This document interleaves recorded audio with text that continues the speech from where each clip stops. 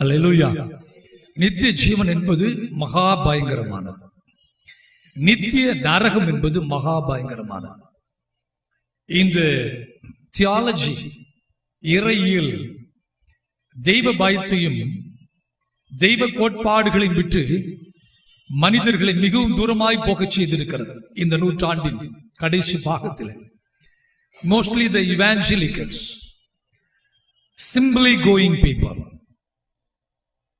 இவர்கள் நிமித்தமாக தேவனுடைய கருத்துள்ள சத்தியங்கள், தேவனுடைய மிக முக்கியமான உபதேசங்கள் எல்லாம் மாற்றப்பட்டு கிறிஸ்தவர்கள் மிக மிக சிம்பிளாக இந்த உலகத்தில் உலகத்தாரை போல வாழ்ந்தாலும் நித்திய ஜீவனுக்குள் பிரவேசிக்க முடியும் என்கிற கான்செப்டை மக்களுடைய மனதில் வைத்தபடியினால் கோடான கோடி மக்கள், விசுவாசிகள், தேவ மனுஷர்கள் நரகத்திற்கு போய்க் கொண்டிருக்கிற அவல நிலை உருவாக்கி கொண்டிருக்கிறது.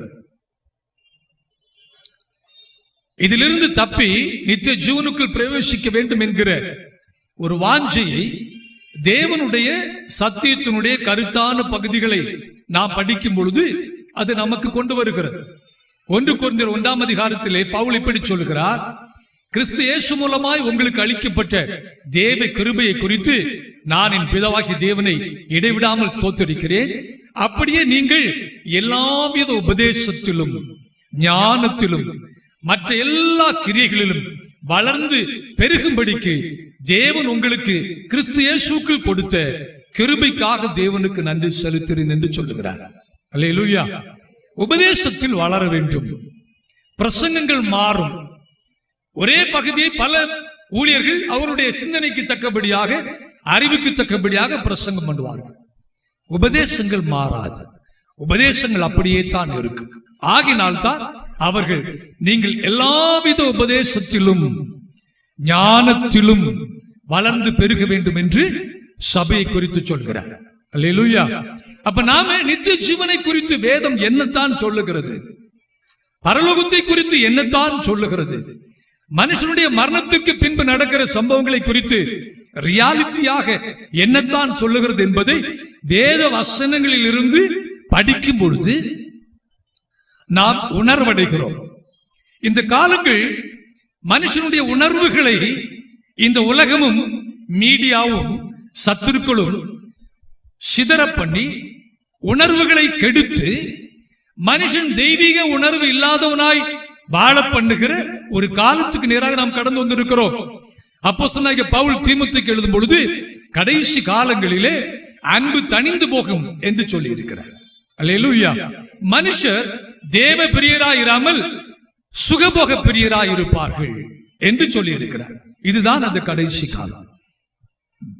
எந்த கடைசி காலத்திலும் தேவனுக்காக ஒரு கூட்டம் ஜனங்கள் இருப்பார்கள். எந்த கடைசி காலத்திலும் உலகம் தேவனை விட்டு சோரமாய் போகிற காலத்திலும் நித்திய ஜீவனை பற்றி கொள்ளாமல் விட்டுவிட்டால் நமக்கு உண்டாகிற நரக ஆக்கினை என்பது கோடி கோடியான வருஷங்கள் இரக்கமில்லாமல் நரகத்திலே மனுஷன் சஞ்சரிக்க வேண்டியதாக இருக்கு. அது மிக கொடுமையானது, அது மிக பயங்கரமானது. அது மனுஷனுடைய சிந்தைக்கு அப்பாற்பட்டது. சல்வேஷன் ஆர்மியினுடைய சிம்பல்ல பிளட் அண்ட் ஃபயர் என்று எழுதப்பட்டிருக்கும். வில்லியம் பூத் அந்த காலத்தில் கர்த்தர் எடுத்து நரகத்துக்கு கொண்டு போய் காண்பித்தாரா, நரகத்துக்கு மேல விட்டு அப்படியே காண்பித்தாரா. பயோகிராபியில் இருக்கிறது, சுயசரிதையில் இருக்கிறது. அதனால தான் அவர் ஒப்பராளப்பட்டார்.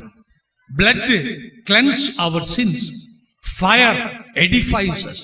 ரத்தம் நம்மை சுத்திகரிக்கிறது, தேவனுடைய அக்கினி நம்மை உயிர்ப்பிக்கிறது. அல்லேலூயா. இது தெரியாம அவங்க வாழலாம். ஆனா இந்த கடைசி காலங்கள் ஜனங்கள் நித்திய ஜீவனுக்குள் பிரவேசிக்க வேண்டும் என்று விரும்பினால் if you like, if you love it. இயேசு யாரை நிர்பந்தமா அழைக்கிறது இல்லை.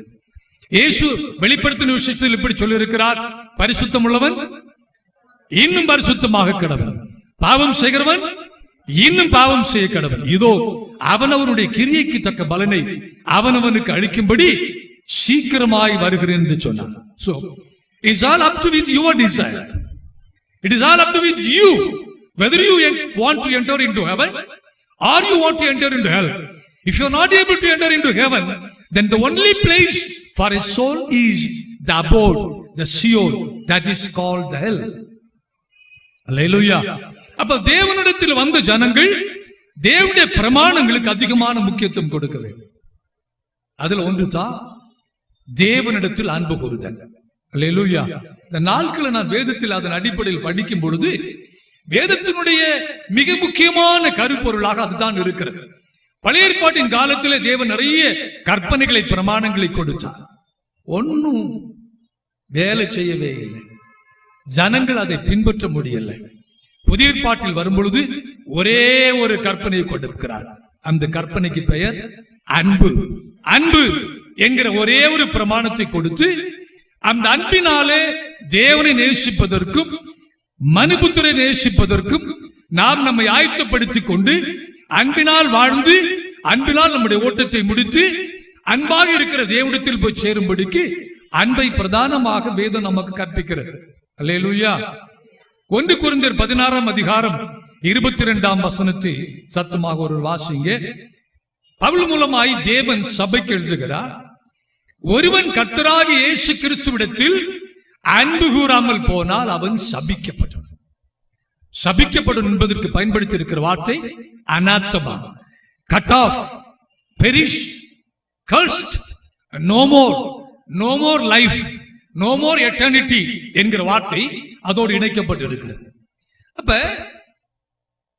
தேவனுடைய பிள்ளைகளாக இருக்கலாம், சபைக்கு வருகிறவர்களாக இருக்கலாம், கிறிஸ்தவர்களாக இருக்கலாம், கிறிஸ்தவர் அல்லாதவர்களாக இருக்கலாம்.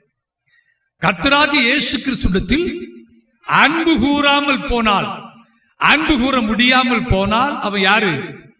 சபிக்கப்படும். இப்ப நாம அன்பு கூறுகிறோமா? எப்படி அன்பு கூறுகிறோம்? இன்றைய நவீன தியாலஜிக்கல் வேர்ல்டு, நவீன இறையில் உலகம் என்ன சொல்லுகிறது? As long as your intention is right, whatever you do is pleased to God. நீங்க செய்கிறது நல்ல எண்ணத்தோடு செய்கிறீர்களானால் நீங்கள் எதை செய்தாலும் தேவன் அதை அங்கீகரிப்பார். As long as you are worshiping the Lord with good intention, then God will definitely accept your worship. உங்க உள்ளத்திலே நல்ல எண்ணத்தோடு தேவனை ஆராதித்தால் தேவன் கண்டிப்பாக உங்கள் ஆராதனை ஏற்றுக்கொள்வார். இப்படி ஒரு புதிய தியாலஜிய, ஒரு புதிய இறையில, ஒரு புதிய உபதேசத்தை உலகத்துக்கு கொடுத்து அதனால டிவி பிரசங்கங்கள் எல்லாம் நிறைந்து அதை கேட்டு கேட்டு மக்கள் சிம்பிளிஃபைடு யூசர் ஃப்ரெண்ட்லி கிறிஸ்தவ லைஃப்க்கு நேராக வந்து விட்டார்கள். Hallelujah. Now the Christian world is moving with user friendly life. இப்போ ஒரு புதிய பைபிள் இறக்கி இருக்கிறாங்க, யூசர் ஃப்ரெண்ட்லி பைபிள். இன்னொரு பைபிளுக்கு பேர் 1 hour பைபிள். 1 மணிக்கூர்ல பைபிள் படிச்சு முடிக்கும். And 1 day Bible.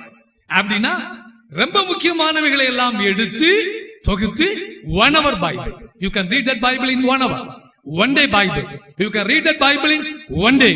Very user friendly words, very user friendly concepts. அங்கே சரியாக நாம் போய் பார்க்கும் பொழுது மனுஷனை தேவனோடு கட்டுகிறதல்ல, சிம்பிளாய் உலகத்தில் வாழ்ந்து சிம்பிளாய் இயேசுவை பின்பற்றி சிம்பிளாய் நித்திய ஜீவனுக்கு போவதற்கு என்ன வழி என்பதை காண்பிக்கிறார்கள். ஆனால் இயேசு சொன்னார், இந்த வழி எப்படிப்பட்ட வழி? இடுக்கமும் நெருக்கமான வழி. அநேகர் அதன் மூலமாய் பிரவேசிக்க விரும்புகிறார்கள், ஆனால் அவர்களால் பிரவேசிக்க முடியவில்லை என்று சொன்னார். பழைய ஏற்பாட்டையும் புதிய ஏற்பாட்டையும் எடுத்து ஆராய்ந்து பார்க்கும் பொழுது பழைய ஏற்பாட்டிலும் புதிய ஏற்பாட்டிலும் தேவன் ஒரே கான்செப்டை தான் வைத்திருக்கிறார். என்ன கான்செப்ட்? தேவனிடத்தில் அன்பு கூற வேண்டும். தேவனிடத்தில் அன்பு கூறுகிறோம் என்று அநேக நாம சொல்லுகிறோம். எப்படி தேவனிடத்தில் அன்பு கூற வேண்டும்? ஒரு வேத பாரகன் இயேசுவிடத்தில் வந்தார். வாசிப்போம். மத்தேயு 22 அதிகாரம் அதனுடைய 36 வசனத்தில் வாசிக்கும் பொழுது அங்கே இப்படி எழுதப்பட்டிருக்கிறது. Then one of them, which was a lawyer, asked him a question, tempting him and saying, Master, which is the great commandment in the law? And Jesus said unto him, Thou shalt love the Lord thy God with all thy heart, and with all thy soul, and with all thy mind. This is the first and great commandment. And the second is like unto it, thou shalt love thy neighbor as thyself. On these two commandments and all the law and the prophets. முழு இருதயத்தோடும், முழு ஆத்மாவோடும், முழு மனதோடும் அன்பு கூறுவாயாக. இது முதலாம் பிரதான கற்பனை. இதற்கு ஒப்பா இருக்கிற இரண்டாம் கற்பனை என்னவென்றால், உன்னிடத்தில் அன்பு கூறுவது போல பிறனிடத்திலும் அன்பு கூறுவாயாக என்பதே. இவ்விரண்டு கற்பனைகளிலும் நியாயப்பிரமாண முழுமையும் தீர்க்க தரிசனங்களும் அடங்கி இருக்கிறது என்றார். அல்லேலூயா, அல்லேலூயா. அதே போல மார்க்கு 12ஆம் அதிகாரம் 30-31 வசனங்கள் வாசிப்போம். இவைகளை பார்க்கிலும் பெரிய கற்பனை வேறொன்றும், நல்ல கவனிங்க, விதவிதமான இடத்துல ஒரே கான்செப்ட் சின்ன சின்ன மாற்றங்களை ஆட் பண்ணி தேவன் சொல்லுகிறார். முதல்ல சொன்னது வித்தியாசமாக இருக்கிறது. இப்போ சொல்லுகிறார், இவைகளை பார்க்கிலும் மேலான கற்பனை வேறொன்றும் இல்லை. There is no other commandment in the Bible which is greater than these two commandments. Do you follow me? Do you follow me? பழைய ஏற்பாட்டில் 613 கற்பனைகள் இருக்கிறது. புதிய ஏற்பாட்டிலும் அதே போல ஆயிரக்கணக்கான கற்பனைகள் இருக்கிறது. இங்கே இயேசு சொல்லுகிறார், இந்த ரெண்டு கற்பனைகளை விட பெரிய கற்பனை எதுவுமே பைபிளில் இல்லை. மார்க் 12:33, முழு மனதோடும், முழு ஆத்மாவோடும், முழு பலத்தோடும் அவரிடத்தில் அன்பு கூறுகிறதும், தன்னிடத்தில் அன்பு கூறுவது போல பிறனிடத்தில் அன்பு கூறுவதுமே, பாருங்க, சர்வாங்க தகன முதலிய பலிகளை பார்க்கிலும் முக்கியமானது. அல்லேலூயா. உன் தேவனாய கர்த்தரை முழு இதயத்தோடும், முழு ஆத்மாவோடும், முழு சிந்தையோடும், முழு பலத்தோடும் அன்பு கூறுவாயாக என்பதே பிரதான முதலாம் கற்பனை. 2, அதே போல உன் அயலானிடத்திலும் அன்பு கூறுவாயாக என்கிற 2 கற்பனைகளை விட பெரிய கற்பனை பைபிளில் வேற எதுவும் இல்லை. அப்படியே உன் தேவனாய கர்த்தரிடத்தில் அன்பு கூறுவது போல உன் அயலானிடத்திலும் அன்பு கூறுவாயாக என்கிற இந்த 2 காரியங்கள் சர்வாங்க தகன பலிகளை பார்க்கிலும் வேறு எந்த பலிகளை பார்க்கிலும் மேன்மையானதாக இருக்கிறது என்று இயேசு சொன்னார். அல்லேலூயா, அல்லேலூயா. You know, we all Christians. Just consider my words. நம்மெல்லாம் கிறிஸ்தவங்க. ஜஸ்ட் கன்சிடர் பண்ணுவோம், சிந்திச்சு படிப்போம். ஜஸ்ட் நான் சொல்றது மட்டும் நீ கேட்க வேணாம், சிந்திச்சு படிப்போம். பிரதான இந்த 2 கற்பனைகளை விட்டுட்டு, இந்த 2 கற்பனைகளையும் விட்டுவிட்டு கிறிஸ்தவம் என்ன செய்கிறது? ரட்சிப்பு அது ஒரு கற்பனை, ஞானஸ்நானம் அது ஒரு கற்பனை, பரிசுத்த ஆவி அபிஷேகம் அது ஒரு கற்பனை, அந்நிய பாஷை அது ஒரு கற்பனை, ஆராதனைக்கு வருவது கற்பனை, பாடுவதும் ஆராதிப்பதும் கற்பனை, ஊழியம் செய்வது கற்பனை, தசோபாகம் செலுத்துவது கற்பனை. அப்புறம் இன்னும் எத்தனையோ காரியங்கள் புதிதாக நாம் இணைத்துக் கொண்டவைகள் என்று கிறிஸ்துவ உலகமும் சபையும் செய்கிறது. இந்த 2ஐயும் விட்டுவிட்டு மற்ற பைபிள் இருக்கிற அத்தனையும் அவர்கள் பிடித்துக் கொள்கிறார். இந்த 2 காரியங்களையும் யாரும் கண்டுக்கிறது இல்லை, யாரும் பெருசா எடுத்துக்கிறது இல்லை, யாரும் முக்கியத்துவம் கொடுக்கிறது இல்லை. அதை பிரதானப்படுத்தி பிரசங்கங்கள் அதிகமாக இல்லை. எந்த முக்கியமான கற்பனையே தேவன் கடைபிடிக்க வேண்டும் என்று சொன்னாரோ அதை கடைபிடிக்காம வேற எல்லா கற்பனையும் கடைபிடிப்பதன் மூலமாய் பரலோகத்துக்கு போக முடியுமா? எப்படி? ஒரு அப்ளிகேஷன் உங்களுக்கு கொடுக்கப்படுகிறது. You are filling an application for your course or for something. There your name is not mentioned. ஒரு அப்ளிகேஷன்ல உங்க பேரு எழுதல, நீங்க பாக்கி எல்லாம் எழுதி இருக்கிறீங்க. இந்த அப்ளிகேஷன் நம்ம எடுத்துருவானா? இந்த அப்ளிகேஷன் போகுமா? போகாது. நம்ம எவ்வளவு கவனமாய், எது ரொம்ப முக்கியம்? பேரு, டேட் ஆஃப் பர்த், அப்பா பேரு, அட்ரஸ். இந்த 4 தான் ரொம்ப முக்கியம். பாக்கி உள்ளதெல்லாம் எக்ஸ்ட்ரா காரியங்கள். இந்த 4 கரெக்டா இருந்தா அநேக நேரங்களிலே மற்ற காரியங்களை அட்ஜஸ்ட் பண்ணி போ என்று அவன் அனுப்பி விடுவான். ஆனா ஒரு முக்கியமான அப்ளிகேஷன்ல, ஒரு பேன் கார்டுல, ஒரு ஆதார் அட்டையில, ஒரு ரேஷன் கார்டுல நாம மிக மிக முக்கியப்படுத்துவது பெயரும் டேட் ஆஃப் பர்த், பிறந்த தேதியும் விலாசமும். அல்லேலூயா. அதே போல தேவன் உலகத்தை பார்க்கிறார், திரளான யூதர்களை பார்க்கிறார். யூதர்களுக்கு ஏகப்பட்ட பிரமாணங்கள். வீட்டுக்கு வெளியே போனா ஒரு பிரமாணம், வீட்டுக்கு உள்ள வந்தா பிரமாணம், தேவனுடைய ஆலயத்தில் பல்லாயிரக்கணக்கான பிரமாணங்கள், வெளியே வந்தா அது கழுகணும் இது கழுகணும், சாப்பிட உட்கார்ந்தா ஆயிரக்கணக்கான பிரமாணங்கள் என்று பிரமாணத்தின் மேல் பிரமாணங்களை அடுக்கி இஸ்ரவேல் ஜனங்கள் அவைகளை பின்பற்ற முடியாமல் தவித்துக் கொண்டிருக்கிற காலத்தில் இயேசு வருகிறார். அல்லேலூயா. இயேசு வந்து பார்க்கிறார், நிறைய பிரமாணங்களை பின்பற்றுகிறார்கள். ஆனால் திரும்ப திரும்ப இதை எல்லா சுவிசேஷங்களிலும் இயேசு மறுபடி சொன்னார், இந்த 2ல நியாயப்பிரமாணமும் தீர்க்க தரிசனங்களும் நிரம்பி இருக்கிறபடியால் இந்த 2ஐயும் நீங்க கண்டிப்பாக என்ன செய்ய வேண்டும்? கை கொள்ள வேண்டும். அல்லேலூயா, அல்லேலூயா. நம்ம எல்லாருமே ஆண்டவரை நேசிக்கிறோம். எத்தனை பேர் ஆண்டவரை நேசிக்கிறீங்க? ஒரு அல்லேலூயா சொல்லுங்க பார்க்கலாம். அல்லேலூயா. அப்படி பார்த்தா பரலோகத்தில் பெரிய ஜனக்கூட்டம் இருக்க வேண்டும். நேசிக்கிறோம், நாம எல்லாம் நேசிக்கிறோம். ஆனா தேவன் எதிர்பார்க்கிற அளவு நம்மிடத்தில் இருக்குதா என்பதை பார்த்தா கண்டிப்பா இருக்காது. ஆண்டவர் சொன்னார், உன் தேவனாய கர்த்தரை எதோட? முழு இருதயத்தோட. நம்ம இருதயத்தை திறந்து பார்த்தா இன்னைக்கு முழு இருதயத்தோட தேவனை நாம் நேசிக்கிறது. கிறிஸ்தவர்களாகிய நாம ரொம்ப பம்மாத்து பண்ணுகிறோம். நாம சபைக்கு வருகிறதும் தேவனை ஆராதிக்கிறதும் மிக முக்கியமான காரியங்களுக்கு. எதுக்கு தெரியுமா? இவரை பிடிச்சு பூமியில எப்படியாவது வாழ்ந்து இடத்தை காலி பண்ணி போயிடணும். இவரை பிடிச்சு நம்ம காரியங்கள் நல்லபடியா நடக்கணும். இவரை பிடிச்சு சுகம் வேணும். இவரை பிடிச்சு பிசினஸ் வேணும். இவரை பிடிச்சு பாதுகாப்பு வேணும். இவரை பின்பற்றினால் இவர் மூலமா நமக்கு நிறைய காரியங்கள் கிடைக்கும்.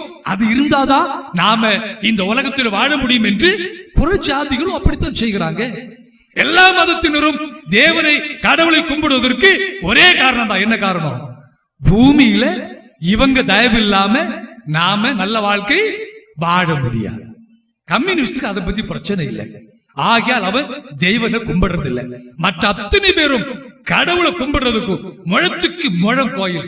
ஒரு வீட்டுக்குள்ள ஒரு பூஜை அறை, அந்த பூஜை அறைக்குள்ள நிறைய போட்டோ, வெளியே வீடு முழுசு போட்டோ, அடுத்து அந்த குடும்பத்துக்கு ஒரு குலதெய்வம், அவங்க மொத்த சுற்று வட்டத்துக்கு ஒரு கோயில், கிராமத்துக்கு 16,000 கோயில். இந்தியாவை கோயிலாலேயே நிரப்பி மனுஷன் கண்ணு திறந்து பார்க்கும் இடம் எல்லாம் கோயில்.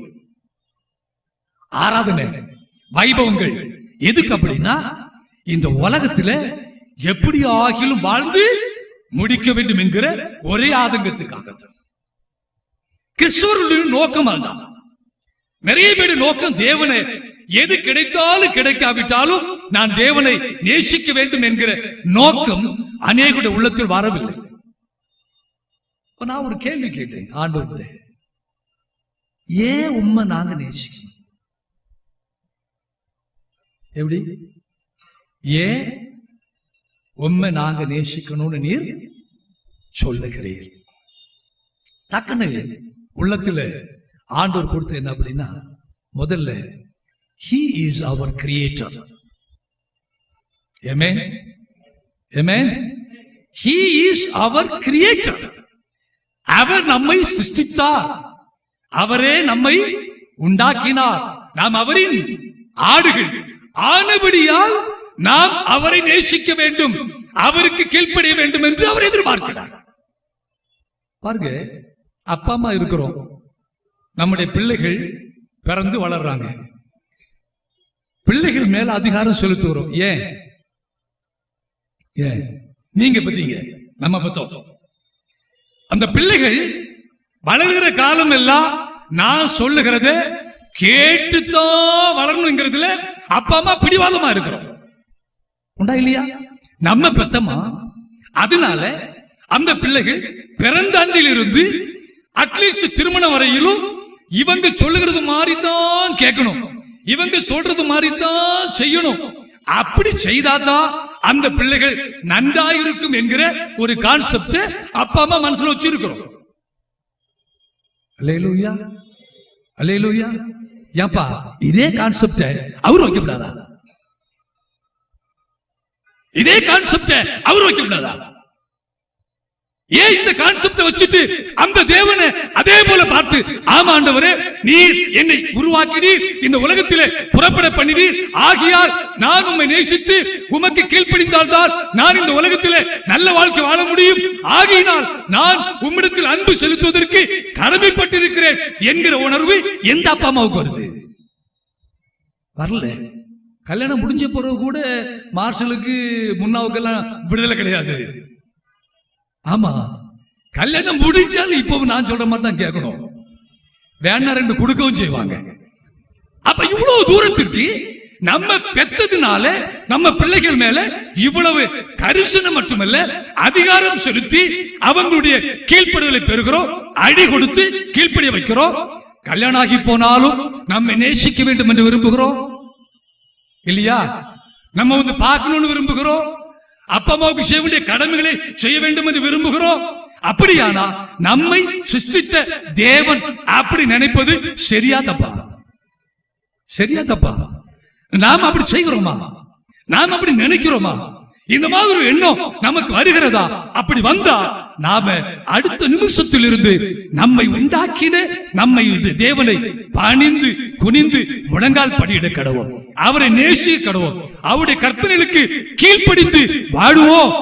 அதுக்கு நாம கடனாளியா இருக்கிறோம். அவன் நம்முடைய பிதா என்கிற உணர்வு நமக்கு வந்துவிட்டா நாம் தேவனை முழு இதயத்தோடு நேசிக்க முடியும். அல்லேலூயா, அல்லேலூயா, அல்லேலூயா, அல்லேலூயா. பூமியில அப்பா அம்மா பிள்ளைகளுடைய உறவு பிதாவிடத்தில் தான் வருகிறது. தேவன் தான் அதை உருவாக்கினார். அதனாலதான் தனக்கு ஒரு குமாரனை அவர் வைத்துக் கொண்டார். அப்படி இல்லைன்னா அந்த உறவை தேவனால் புரிந்து கொள்ள முடியாது. இப்ப இன்னைக்கு நாம குடும்ப உறவுல போகும் பொழுது எவ்வளவு எதிர்பார்ப்புகள் நமக்கு இருக்கிறது. அப்படியானா நம்மை உருவாக்கின நம்முடைய சிருஷ்டிகர்த்தராகிய அந்த தேவன் எதிர்பார்க்கிறதுல எந்த தப்பும் இல்லை. அல்லேலூயா. உண்மையிலே எந்த தப்பும் இல்லைன்னு சொல்ற மட்டும் அல்லேலூயா சொல்லுங்க. அல்லேலூயா, அல்லேலூயா. அப்படியானா நாம் அவரை நேசிப்பதற்கு கடன் பட்டிருக்கிறோம். இந்த இடத்துல தான் தேவன் ரொம்ப தாகத்தோடு இருக்கிறார். இந்த இடத்துல தான் அவர் ரொம்ப வாஞ்சிக்கிறார். இந்த இடத்துல தான் அவர் ரொம்ப கவனிக்கிறார். எங்க நன்னுடைய பிள்ளைகள், நான் இந்த பாருங்க, தேவன் உன்னை என்னையும் நம்முடைய அப்பா அம்மா வயிற்றுல உருவாக்காவிட்டா நம்ம இந்த உலகத்துல வந்திருப்போமா? பறந்திருப்போமா? இல்ல. யூதர்கள் சொல்லுகிறார்கள், உலகத்தில் பிறக்கிற எந்த குழந்தையும் அந்த ஆத்மா பரலோகத்தில் இருந்துதான் அந்த கர்ப்பத்துக்குள் வருகிறது என்று. நானும் அதை நம்பத்தான் செய்கிறேன். பரலோகத்தில் இருந்துதான் அந்த ஆத்மா இந்த கர்ப்பத்துக்குள் வருகிறது. அப்போ ஒரு ஸ்திரீனுடைய கர்ப்பத்துக்குள்ள ஒரு ஆத்மாவை அனுப்பி அது பிறந்து இந்த உலகத்தில் வர வேண்டும் என்று செய்கிற தேவன் நம்மை பார்த்து என்னை முழு இருதயத்தோடும் முழு ஆத்மாவோடும் முழு பலத்தோடும் முழு சிந்தையோடும் என்னிடத்தில் அன்பு கூறுவாயாக என்று சொல்வதில் எந்த தப்பும் இல்லை என்று நாம் புரிந்து கொள்ளுகிற நாட்கள் வரைக்கும் தான் கர்த்தர் காத்திருப்பார். புரிந்து கொண்டா நம்முடைய வாழ்க்கையே தலைகளாக மாறிவிடும். அல்லேலூயா, ஹல்லேலூயா. இஸ்ரவேல் ஜனத்தை பார்த்து ஆண்டவர் சொன்னார். என்னென்ன சொன்னார் தெரியுமா? நான் உங்களை ஆபிரகாம் மூலமாக உங்களை அழைத்தேன், ஆபிரகாமுடைய சந்ததி நான் தெரிந்து கொண்டேன், அதனால எங்கிட்ட அன்பு செலுத்துங்கன்னு சொன்னார். உபாகமத்தின் புத்தகம் 4ஆம் அதிகாரத்திலிருந்து வரிசையாக இருக்கிறது. திரும்ப சொன்னார், உங்களை நான் பயங்கரமான இரும்பு களவாயிலிருந்து விடுவித்து உங்களை அற்புதமாய் நடத்தி கொண்டு வந்தேன், அதனால நீ உன் தேவனாகிய கர்த்தரிடத்தில் அன்பு கூறுவாயாக என்று சொன்னார். திரும்ப மோசே மூலமாக சொல்லுகிறார், இந்த வனாந்தரம் முழுவதிலும் கொடிய வனாந்தரத்திலே நான் உன்னை குழந்தை தகப்பன் தன் தோளிலே சுமப்பது போல தூக்கி சுமந்து வந்தேன், ஆகையினால் நீ உன் தேவனாகிய கர்த்தரிடத்தில் அன்பு கூறுவாயாக என்று சொன்னார். அல்லேலூயா, அல்லேலூயா. நீ ஒரு பெரிய கூட்டமா இருக்கல, ஒரு சின்ன கூட்டமா இருந்தபடியால் தேவன் உன்னை நேசித்து உன்னை அவர் விடுவித்து உனக்கு அநேக ராஜ்யங்களை கொடுத்து பாலும் தேனும் ஓடுகிற தேசத்தை கொடுத்து உன்னை அவர் ஆசீர்வதித்தபடியால் நீ அவரிடத்தில் அன்பு கூறுவாயாக என்று சொன்னார். அல்லேலூயா. சும்மா தேவன் நம்மிடத்துல சொல்லல, நம்முடைய அன்பை அவர் எதிர்பார்ப்பதற்கு அவர் கடனாளியாக இருக்கிறார். அவர் நமக்கு அவ்வளோ செய்திருக்கிறார். அல்லேலூயா. நீங்க பிறந்ததிலிருந்து இதுவரைக்கும் உங்க குடும்பத்துல உங்க சமபிராயத்தில் எவ்வளவு பேர் இறந்திருப்பாங்க. இன்னைக்கு நாம உயிரோடு இருப்பது தேவனுடைய கிருபை, தேவனுடைய இரக்கம். எதுக்கு? நீ அவர் அப்பா பிதாவை என்று கூப்பிடுவதற்காக, நீ முழு இதயத்தோடு நேசிப்பதற்காக, நீ முழு பலத்தோடு அவரிடத்தில் அன்பு கூறுகிற ஒரே காரியத்திற்காகத்தான் தேவன் என்னை உன்னை இந்த உலகத்தில் உயிரோடு வைத்திருக்கிறார். அல்லேலூயா, அல்லேலூயா. அப்ப ஒரு கேள்வி, தேவனை நேசித்தா என்ன எனக்கு கிடைக்கும்? பைபிள் முழுவதும் தேவனிடத்தில் அன்பு கூறும்படி சொல்லப்பட்டிருக்கிறது. தேவனை நேசித்தால் எனக்கு என்ன கிடைக்கும்? சத்தமா கேளுங்க. பிதாவே, உம்மை நேசித்தால் எனக்கு என்ன கிடைக்கும்? பைபிள் இருக்கிற அத்தனை ஆசீர்வாதங்களையும் தம்மை நேசிக்கிறவர்களுக்காக தான் தேவன் வைத்திருக்கிறார். அல்லேலூயா. வாசி உபாகமம் 7:9. வேக வேகமா வாசி, 5 நிமிஷத்துல முடிக்கிறேன். தம்மில் அன்பு கூர்ந்து தம்முடைய கற்பனைகளை கை கொள்ளுறவர்களுக்கு அவர் 1000 தலைமுறை மற்றும் உடன்படிக்கையும் தயவையும் காக்கிற உண்மை உள்ள தேவனாயிருக்கிறார். அல்லேலூயா. தேவனிடத்தில் அன்பு கூர்ந்தா என்ன சார் கிடைக்கும்? 1000 தலைமுறைகளுக்கும் தயவையும் கிருபையும் இரக்கத்தையும் கர்த்தர் பாராட்டி தன் உடன்படிக்கையின்படி உன்னை உன் சந்ததியும் ஆசீர்வதிப்பார். அல்லேலூயா. ஒரு மனுஷன் அன்பு கூறுகிறபடினால் அதோ நிக்கிறது இல்லை, 1000 தலைமுறை மற்றும் கிருபையும் இரக்கத்தையும் கர்த்தர் காண்பிப்பாரா. அல்லேலூயா. யாருக்கு மட்டும்? யாருக்கு மட்டும்? தேவனை அன்பு கூறுவர்களுக்காக. அல்லேலூயா. அப்ப இவன் பாருங்க, நீங்களும் உங்க பிள்ளைகளுக்காக சொத்து சேர்த்து வச்சிருக்கிறீங்க. நான் சொத்து சேர்த்து வைக்கல, எனக்கு அந்த அளவுக்கு கிடைக்கல. கிடைச்சா நான் சேர்த்து வைப்பேன். சொத்து சேர்த்து வைக்கிறோம், வீடு சேர்த்து வைக்கிறோம், காரு, இன்சூரன்ஸ் எல்லாம் போட்டு வைக்கிறோம். பட் ஆண்டவரிடத்தில் அன்பு கூர்ந்தா இதெல்லாம் ஆண்டவர் சேர்த்து வைக்கிறார். அல்லேலூயா. நம்ம சேர்த்து வைக்க கூடாது அப்படின்னு இல்லை. 1000 தலைமுறை மற்றும் இரக்கத்தை காக்கிறவர் அப்படின்னா என்ன அர்த்தம்? 1000 தலைமுறை மற்றும் உன்னை வாலாக்காமல் தலையாக்குவார், கீழாக்காமல் மேலாக்குவார். உன் களஞ்சங்கள் நிரம்பி வழியும், நீ ஆசீர்வாதமாய் இருப்பாய் என்று சொன்ன ஆண்டவர் 1000 தலைமுறை மற்றும் உன் சந்ததிகளை நினைவு கூற வேண்டுமானா உன் தேவனாகிய கர்த்தரை முழு இதயத்தோடு அன்பு செலுத்துவாயாக. அல்லேலூயா. உபாகமம் 7:13 வாசிங்க. உன்மேல் அன்பு வைத்து உன்னை ஆசீர்வதித்து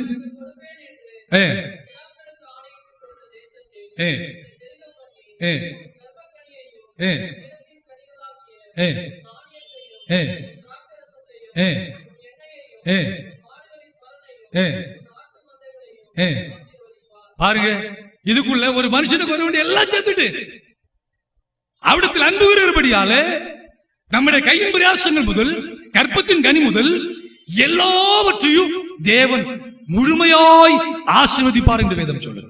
அல்லேலூயா. பைபிள் எனக்கு ரொம்ப பிடிச்ச இந்த ஓவர்ஃப்ளோயிங்கிற வேர்டை எடுத்து படிச்சு பாருங்க. Just go and do a search. Overflowing. உன் களஞ்சங்கள் நிரம்பி வழியும். களஞ்சம்னா என்னது? 10,000. என்னது? 10,000. 10,000 எத்தனை பேர் பார்த்துருக்கீங்க? ரொம்ப எமர்ஜென்சின்னு அதுக்குள்ள போய் தான் ஒழிக்க முடியும் அந்த காலத்துல. 10,000 நிரம்பி வழியும் அப்படின்னா என்ன அனுபவம் தெரியுமா? 10,000 நெல் அப்படியே கவிஞ்சு வழிகிறது. உன் களஞ்சியங்கள் நிரம்பி வழியும். யாரு? தன்னிடத்தில் அன்பு கூறுகிறவங்களுடைய களஞ்சியங்களை நிரம்பி வழியும். இப்ப நம்ம 10,000 உங்க வீட்டுல 10,000 இருக்கா? இல்ல. இப்ப நம்ம 10,000 எது? பேக்கு நிரம்பி வழியும். யார்? அவரிடத்தில் அன்பு கூறுவர்களுக்கு. எப்போதும் பாருங்க, வேலை தேடி வேலை கிடைக்காதவங்க, குழந்தை கிடைக்காதவங்க, வீடு கிடைக்காதவங்க, எது கிடைக்காதவங்க, நான் எப்பவும் சொல்றது ஒண்ணு, ஆண்டவரை தேடு, ஆண்டவரை நேசி. அல்லேலூயா.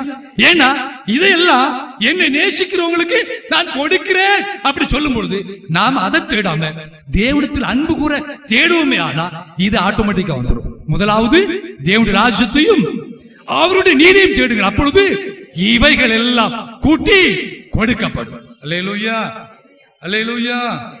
உபாகமம் 11:22 முதல் 25 வாசிங்க. உபாகமம் 11.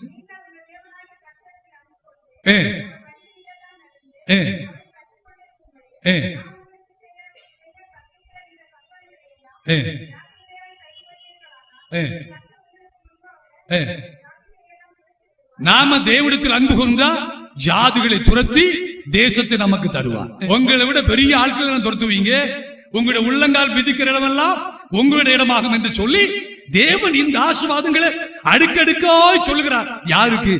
தேவனிடத்தில் நீங்கள் அன்பு கூர்ந்தால் தேசத்தை உனக்கு கொடுப்பேன். அல்லேலூயா. 2000 வருஷமா 10%, 12% மேல வரல. அது காரணம் கிறிஸ்தவர்களாகி நாம ஆண்டோடத்தில் என்ன செய்யல? முழு இதயத்தோட அன்பு செலுத்தல. அன்பு செலுத்த தொடங்கினா தேவன் தேசத்தை நம்முடைய கையில ஒப்பு கொடுப்பார். அல்லேலூயா, அல்லேலூயா. கால் மிதிக்கும் தேசமெல்லாம் கர்த்தருக்கு சொந்தமாக பாட்டு பாடி கிடைக்காது. தேவனிடத்தில் அன்பு கூர்ந்தா கால் மிதிக்கிற தேசமெல்லாம் தேவன் நமக்கு சொந்தமாக்கி தருவார். அல்லேலூயா, ஹல்லேலூயா. அடுத்து பாருங்க, உபாகம் 30:16 வாசிங்க. உபாகம் 30:16. போதும், நீ பிழைத்து பெருகும்படி. நீங்க எல்லாம் பெங்களூர் வந்திருக்கிறீங்க. பெங்களூர்ல பிழைக்கணும். சத்தமா சொல்லுங்க, பிழைக்கணும். பிழைச்சிட்டே இருந்தா போதுமா? பெருகணும். அல்லேலூயா. பிழைத்து பெருகி தேசத்தை சுதந்திரிக்கணுமா? 3 கட்டம். இப்பெல்லாம் நீங்க பிழைச்சிட்டீங்க. பெங்களூர்ல வந்து எல்லாரும் ஏறக்குறைய பிழைச்சிட்டீங்க. அடுத்து என்ன செய்யணும்? பெருகணும். அடுத்து பெங்களூரை சுதந்திரிக்கணும். அல்லேலூயா. இதெல்லாம் உனக்கு நடக்கும்படி உன் தேவனாகிய கர்த்தரிடத்தில் அன்பு கூர்வாயாக மட்டும் சொல்றேன். அல்லேலூயா. ஜெபின்னு கூட சொல்லல, உபவாசம்னு கூட சொல்லல, காணி கூட சொல்லல. உன் தேவனாகிய கர்த்தரிடத்தில் அன்பு கூர்ந்தா இந்த 3ஐயும் உனக்கு நான் தருவேன் என்று ஆண்டவர் நமக்கு வாக்கு பண்ணுகிறார். அல்லேலூயா, அல்லேலூயா. உபாகம் 30:20 வாசி. நீ அந்த தேசத்தில் குடியிருக்கும் படிக்கும். பாருங்க, இந்த குடியிருப்பு என்பது ஒரு ஆசீர்வாதம் தெரியுமா? இன்றைக்கு இந்த நூற்றாண்டு, இந்த நூற்றாண்டின் கடைசி, உலகத்திலே பெருவாரியான மக்கள் தேசங்களை விட்டு குடிபெயர்ந்து போகிறார்கள். நல்ல நல்ல தேசங்கள் பாழாய் போயிற்று. தேசங்களை விட்டு குடிபெயர்ந்து போகிறார்கள், அகதிகளாக போகிறாங்க. ஒரு தேசத்தில் இருந்து போகிற வழியிலே சாகிறாங்க. ஆனா ஒரு தேசத்துல தேவன் நம்மை நிலையிருத்தி குடியிருக்க பண்ணுவதே ஒரு மிகப்பெரிய ஆசீர்வாதம். அல்லேலூயா. அவரை நேசிங்க, கர்த்தர் உங்களை குடியிருக்க பண்ணுவார். வாசிங்க. போதும். அதில் இன்னொரு வார்த்தை சொல்லுகிறார், உன் ஆயுசு நாட்களை பெருக பண்ணுவார். தேவனிடத்தில் அன்பு கூர்ந்தா நம்முடைய ஆயுசு நாட்களை பெருக பண்ணுவார். அல்லேலூயா, அல்லேலூயா. ஆயுசு நாட்கள் பெருகிறதுக்காக என்ன செய்யலாம் நம்ம யோசிச்சுட்டு இருப்போம். ஜிம்முக்கு போலாமா, கொஞ்சம் புரோட்டீன் சாப்பிடலாமா, கொஞ்சம் அது சாப்பிடலாமா, எது சாப்பிடலாமா நம்ம யோசிச்சுட்டு இருப்போம். ஜிம்முக்கு போறவனுக்கு சடார்னு போயிருது ஆத்துமா, புரோட்டீன் சாப்பிடுறவனுக்கும் போயிடுது. எவ்வளவு ஹெல்த் கேர் பண்றவனுக்கு என்ன செய்யுது? சடுதியாய் சுவாசம் விட மறந்து போயிடுறான். ஆனா ஆண்டு சொல்கிறாரு, என்னிடத்தில் முழுவதோடு அன்பு கூர்ந்தா உன் ஆயுசு நாட்களை பெருக பண்ணுவேன். அல்லேலூயா. உலகம் உல்டாவா போயிட்டு இருக்கும்போது நம்ம ரிவர்சல் வந்து தேவன் சொல்லுகிறத கடைபிடிக்கும் பொழுது தேவன் மெய்யாகவே நம்மை அந்த அற்புதமான வழிக்கு நேராக நடத்துவார். ஒரு சில கான்செப்ட்களை நம்ம மண்டைக்குள்ள கொண்டு போய் இதயத்தில் நிலைநிறுத்தி வச்சா நம்மளோட வாழ்க்கை ஆஸ்வாதமா இருக்கும். அதுல ஒன்று தேவனிடத்தில் அன்பு கூறுவது. சமீபத்தில் ஒரு காரியத்தை படித்து பாருங்க. மண்பானை கிட்ட ஒருவர் கேட்டாரா, மண்பானை கிட்ட கேட்டாரா, மண்பானையே, குளிர்காலத்திலும் வெயில் காலத்திலும் நீ ஜில்லுன்னு இருக்கிறியே எப்படி அப்படின்னு கேட்டார். குளிர்காலமானாலும் வெயில் காலமானாலும் ஜில்லுன்னு இருக்கிறியே எப்படின்னு கேட்டார். அப்ப அவ சொல்லிச்சா, மண்ணில இருந்து வந்தேன், மண்ணுக்கே போறேன். இந்த அறிவோட நான் இருக்கிறபடியால எனக்கு சூடு உண்டாகிறது இல்லை. மண்ணிலிருந்து வந்த மண்ணுக்கே போவேங்கிற அறிவு எவனுக்கெல்லாம் இருக்குதோ அவனுக்கெல்லாம் சூடு வராது, எப்போதும் ஜில்லுன்னு இருப்பா அப்படின்னு சொல்லிச்சான். அல்லேலூயா. ஒரு கான்செப்ட், ஒரு கான்செப்ட். இதே போல கர்த்தர் தம்மை நேசிக்கிறவர்களுக்காக வைத்திருக்கிற நன்மைகள் என்பது இன்னும் அதிகமாய் வைத்திருக்கிறார். 92:14 போதும். இங்கிலீஷ்ல இருக்கு, அவன் என் மேல் அன்பு கூறுகிறபடியால் அவனை விடுவிப்பேன். நீதிமொழிகள் 8:21 வாசிங்க. உங்களுக்கு ஒரு ஆசீர்வாதம் அதுல இருக்குது.